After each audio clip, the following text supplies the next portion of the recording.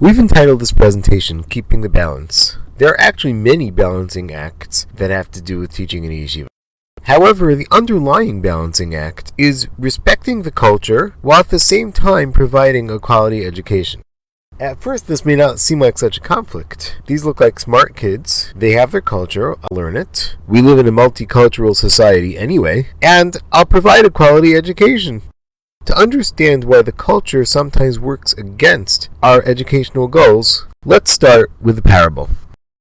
After a long life, a man came up to heaven. He was told that because you have been so virtuous, you will have the opportunity to address the entire heavenly assemblage on any topic that you consider meaningful. He said, actually, I would like to address them and tell them about the Johnstown flood, which I survived. It was an experience which changed my life, and anybody whom I have told about it has never failed to be moved by my descriptions of the destruction and devastation and impact that the flood had. That's fine, they said. Just be aware that there's one person in your audience who may not be that impressed. Who is that? He asked. That is Noah. Noah went through a flood of his own. The destruction was almost complete. The scope was worldwide, and the impact was forever. He may not be so impressed by your account of this flood which took place in one town. Furthermore, Noah received divine instruction and was told by God why this flood was happening. He saw a deep spiritual significance in the events that transpired.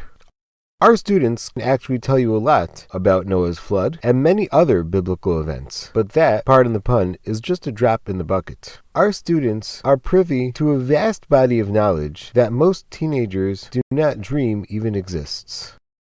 You may be familiar with the image of Moses descending Mount Sinai holding the 10 Commandments he had received. Moses actually received a lot more than 10 Commandments. He received the Torah, the teaching.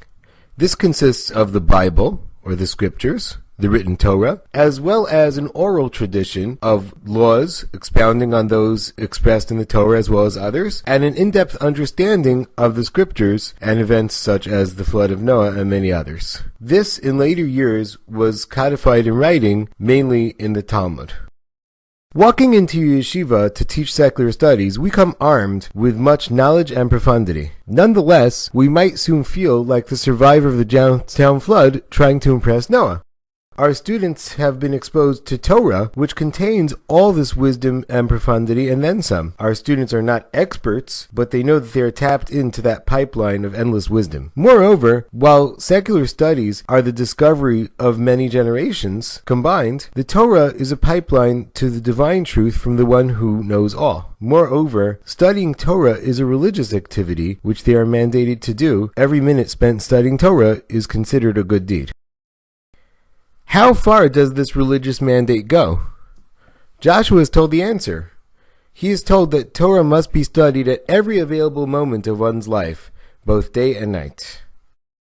Of particular focus is the study of the Talmud. The Talmud contains many of the laws relevant to Jewish life and is complex and logically profound. It is the pipeline to gaining divine wisdom. In academic settings, at home and at work, Jews throughout the ages have devoted many hours to the study of Talmud. In fact, Jews worldwide participate in a system in which they learn a page a day of Talmud, finishing every 7.5 years with massive celebrations. Where do secular studies fit into all this?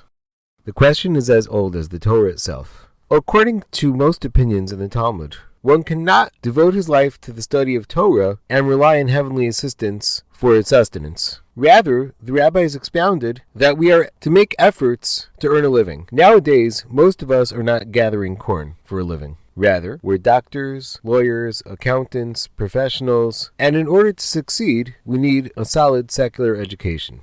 The modern-day yeshiva system is built upon this duality, as we will see.